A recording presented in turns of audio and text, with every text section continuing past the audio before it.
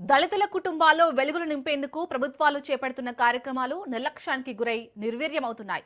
నెల్లూరు నగరంలో చెత్త సేకరణకు వినియోగించే ట్రాక్టర్లు, ట్రక్కులు, ఎలక్ట్రిక్ వాహనాలు సుమారు 6 సంవత్సరాలుగా నిరుపయోగంగా మారాయి. అధికారుల నిర్లక్ష్యంతో నిరుపయోగంగా మారిన పరికరాలపై పూర్తి వివరాలు మా ప్రతినిధి చరిత్ కుమార్ అందిస్తారు.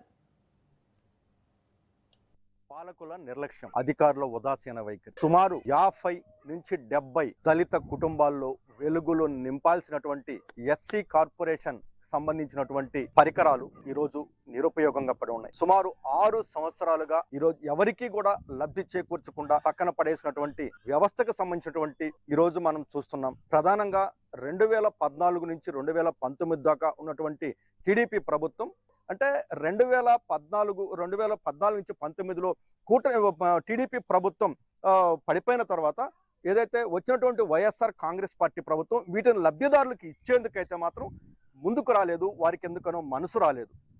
నెల్లూరుకి సమీపంలో, నెల్లూరుకి కూతవేటు దూరంలో ఏదైతే జిల్లా ఉన్నతాధికారులు, కలెక్టర్ కానీ, ఏది ఎస్సీ కార్పొరేషన్కి సంబంధించినటువంటి ఉన్నతాధికారులు కానీ వీళ్ళందరికీ కూడా కూతవేటు దూరంలో భుజభుజ నెల్లూరులో నేషనల్ హైవేకి పక్కనే కూడా ఉన్నటువంటి పరిస్థితి 2019 నుంచి 2024 దాకా. ఎలక్షన్లకి కొద్ది రోజుల ముందు వీటిని ఎక్కడ ఎలక్షన్లకు వాడుకుంటారో అనేటటువంటి నేపథ్యంలో వీటిని ఇంకొంచెం మరుగునకు తీసుకొచ్చి పెట్టారు. ఈ మరుగున ఉన్నటువంటి ప్రాంతంలో పడేశారు. వీటికి రెంట్ అద్దెనిచ్చి మరీ ఇక్కడ పెట్టినటువంటి పరిస్థితి ఉందని చెప్పాలి. ఒక్కసారి మనం ఈ సాక్ష్యాన్ని కానీ చూస్తే ఈరోజు కోట్లాది రూపాయల విలువ చేసేటటువంటి ఎస్సీ కార్పొరేషన్కి సంబంధించినటువంటి నిధులు, పేద ప్రజలకు సంబంధించినటువంటి నిధులు దుర్వినియోగం ఎలా అయ్యాయి అనేందుకు ప్రత్యక్ష సాక్ష్యమే ఈ ఘటనగా మనం చెప్పాల్సిన పరిస్థితి ఉందని చెప్పాలి. సుమారు 23 ట్రాక్టర్లు ఉన్నాయి, అలాగే 23 ట్రక్కులు ఉన్నాయి, అలాగే ఆటోలు, వివిధ రకాలైనటువంటి ఆ రోజు ఏదైతే పొడి చెత్త, తడి చెత్త సమీకరణకు చేసేటటువంటి ఆటోలు, వివిధ రకాలైనటువంటి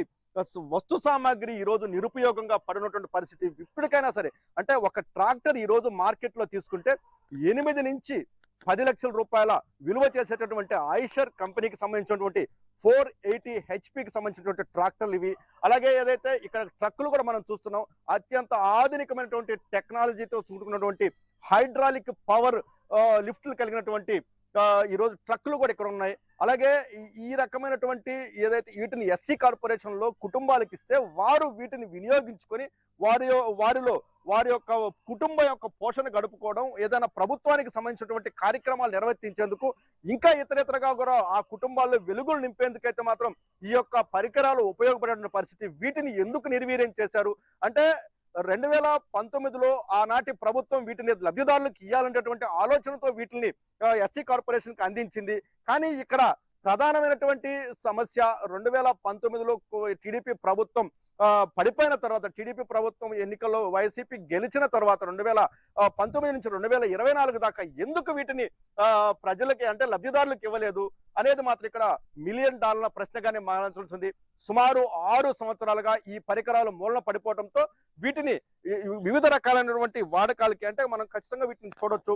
వీటిలో ఉన్నటువంటి విలువైన వస్తువులు ఏదైతే ఉన్నాయో వీటన్నిటిని కూడా ఎవరికి పడితే వాళ్ళు, అంటే ఎవరికి అనుకూలంగా ఉంటే వాడు ఎత్తేసినటువంటి పరిస్థితి. వీటిలో ప్రధానంగా ఏదైతే విలువైన వస్తువులు ఉంటాయో, బ్యాటరీస్ కానీ వివిధ రకాలైనటువంటి వస్తువులు కూడా తస్కరించినట్టు కూడా మనకి ఇక్కడ స్పష్టంగా తెలుస్తుంది. ఇదిగో ఇక్కడ మనం ఈ ట్రాక్టర్ను చూస్తున్నాం. ఈ ట్రాక్టర్కు సంబంధించినటువంటి విలువైన వస్తువు బ్యాటరీస్. ఈ బ్యాటరీ ఇప్పుడు దీనికి లేనటువంటి పరిస్థితి. అలా ఇలా అనేక రకాలైనటువంటి ట్రాక్టర్లో బ్యాటరీలు కూడా కనుమరుగైనటువంటి పరిస్థితి ఉందని చెప్పాలి. వీటికి సంబంధించి ఇప్పటికైనా సరే ప్రభుత్వం వీటిని హ్యాండ్ ఓవర్ చేసుకుని ఉన్నతాధికారులు వీటిపై దృష్టి సారించి విలువైనటువంటి ఈ సామాగ్రిని లబ్ధిదారులకు అందిస్తే ఖచ్చితంగా ఆ యొక్క దళిత కుటుంబాల్లో వెలుగులు నింపిన వారు అవుతారనేది మాత్రం ఖచ్చితంగా దీన్ని చెప్పాల్సిన పరిస్థితి ఉందని చెప్పాలి. ఇప్పటికైనా సరే కూటమి ప్రభుత్వం ఏర్పడి 18-19 నెలలు కావస్తుంది. ఇప్పటికైనా సరే కొత్త లబ్ధిదారులన్నా గుర్తించండి, పాత లబ్ధిదారులకైనా సరే వీటిని కేటాయించండి. వీటిని ఒక్కసారి మళ్ళీ షోరూమ్కి కానీ తీసుకెళ్తే ఖచ్చితంగా ఇవన్నీ కూడా, అంటే ఒక వస్తువు ఏదైతే ఈ ట్రాక్టర్ ఈ రోజు 10 లక్షలు విలువ చేసేటటువంటి ఈ ట్రాక్టర్ మళ్ళీ లబ్ధిదారులకు కనిస్తే ఖచ్చితంగా లబ్ధిదారుల కుటుంబాల వెలుగులు నిండుతాయి. ఏదైతే ఈ తడి చెత్త, పొడి చెత్త సేకరణకు వినియోగించేటటువంటి ఈ యొక్క ట్రాక్టర్లు కూడా వాళ్ళ యొక్క లబ్ధిదారులకు అందిస్తే వాళ్ళు కూడా వీటిని వినియోగించుకుంటారు.